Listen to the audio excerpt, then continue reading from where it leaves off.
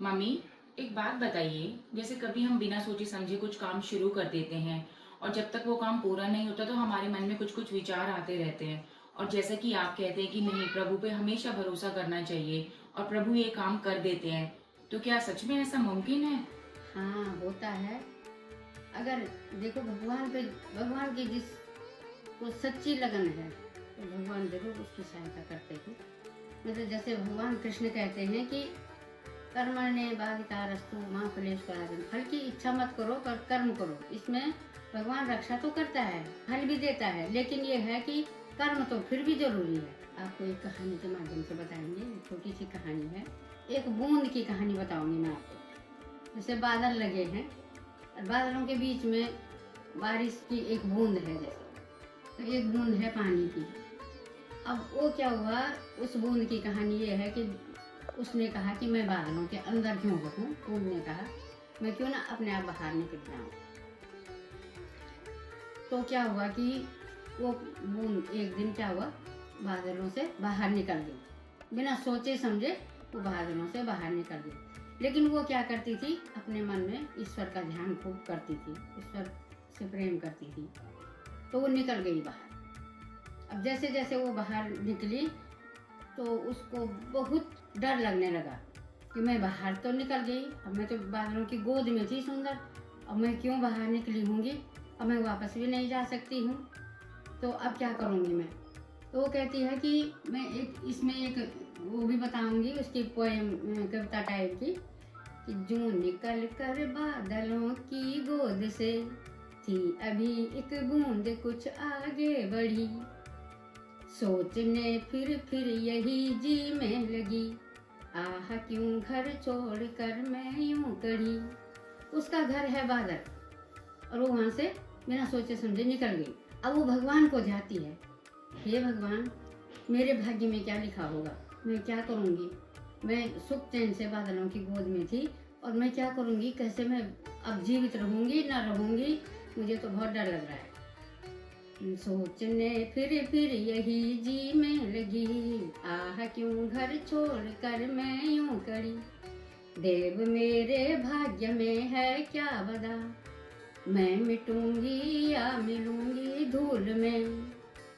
मैं मर जाऊंगी या कहीं धूल में मिल जाऊंगी तब भी मरे हुए के समान हूँ, या जलूंगी गिर अंगारे पर किसी, मैं किसी, या तो मैं कहाँ, वो सोच रही है कि मैं कहाँ का, अपने मन में सोच रही है वो कि मैं कहाँ, डर से कि मैं या तो धूल में कहीं मैं मर जाऊंगी और या तो कहीं मैं गिर के धूल में मिल जाऊंगी, धूल में जाऊंगी तो तब भी मैं लिपट जाऊंगी, उसमें मरे हुए के समान हूँ, या मैं गिर अंगारे, मैं गिर करके किसी अंगारे मतलब जलते हुए कोयले में तो नहीं गिरूंगी, मैं जलते हुए कोयले में गिरूंगी तो वो भी मुसीबत है। ये भगवान मैं क्या करूंगी, कहाँ क्या होगा मेरा, चू पड़ूंगी या कमल के फूल में, या मैं तो सुंदर कमल के फूल में गिरूंगी, तो चू पड़ूंगी मैं, या अच्छे सुंदर खिले हुए कमल के फूल में गिर जाऊंगी तो वो बहुत बढ़िया होगा। बह गई उस काल एक ऐसी हवा, ऐसे डरावनी चीजों को वो मन में रख रही है और भगवान को भी मन में रख रही है कि हे भगवान, तू ही है मेरा सब कुछ, मैं तेरे को ही सब कुछ मानती हूँ और तूने ही मेरा जीवन का आज सफल बनाना है, चाहे तू मेरे को मारे चाहे तू मेरे को जिंदा रखे और मेरा डर दूर भगा भगवान। तो कहती है कि बह गई उस काल एक ऐसी हवा, इतनी सुंदर हवा बह गई और क्या हुआ उसी समय, वो हवा के साथ लहरा लहरा करके निकल गई, कहाँ, बह गई उस काल एक ऐसी हवा, वह समुंदर और आई अनमनी, वो बहुत सुंदर लहरीली हवा कहाँ गई, समुद्र के बीच में चली गई, समुद्र में चली गई। और एक सुंदर सीप का मुंह था खुला, वह उसी में जा पड़ी मोती बनी।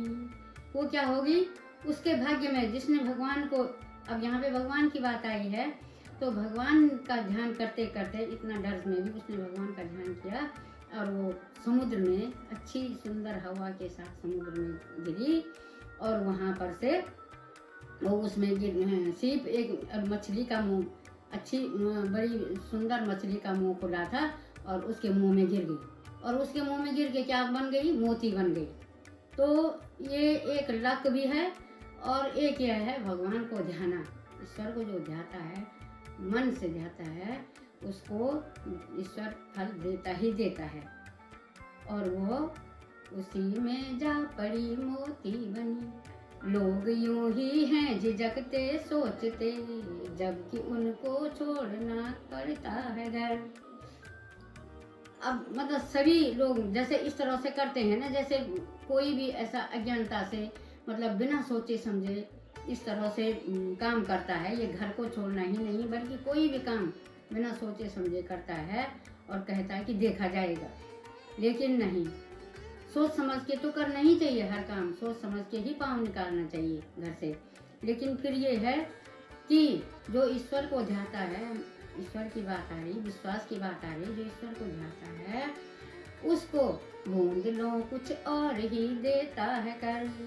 ये क्या हुआ, भगवान पे जो भरोसा करता है, बूंद इस बूंद के समान भगवान उनकी मदद, जिस प्रकार बूंद की मदद भगवान जी ने की, उसी प्रकार से जो नादान मनुष्य इस तरह से काम करते हैं बिना सोचे समझे और चले गए, लेकिन भगवान को कुछ नहीं चाहते हैं तो कुछ भी हो सकता है।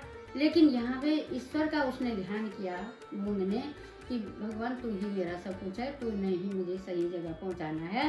मतलब आपने पूछा था कि भगवान क्या सही जगह पहुँचा सकता है। भगवान जी उनके ज़रूर, वैसे तो सबका ही भला करते हैं, लेकिन जो ईश्वर का ज़्यादा ध्यान करता है उसका और भी भला करते हैं। ये है इस कहानी का सार। तो आपके प्रश्न का जवाब आ गया है। ये कविता है। जो निकल कर बादलों की गोद से थी अभी एक बूंद कुछ आगे बढ़ी, सोचने फिर यही जी में लगी, आह क्यों घर छोड़ कर मैं यूं करी। देव मेरे भाग्य में है क्या वदा, मैं बचूंगी या मिलूंगी धूल में, या जलूंगी गिर अंगारे पर किसी, चू पड़ूंगी या कमल के फूल में। बह गई उस काल एक ऐसी हवा, वह समुंदर और आई अनमनी।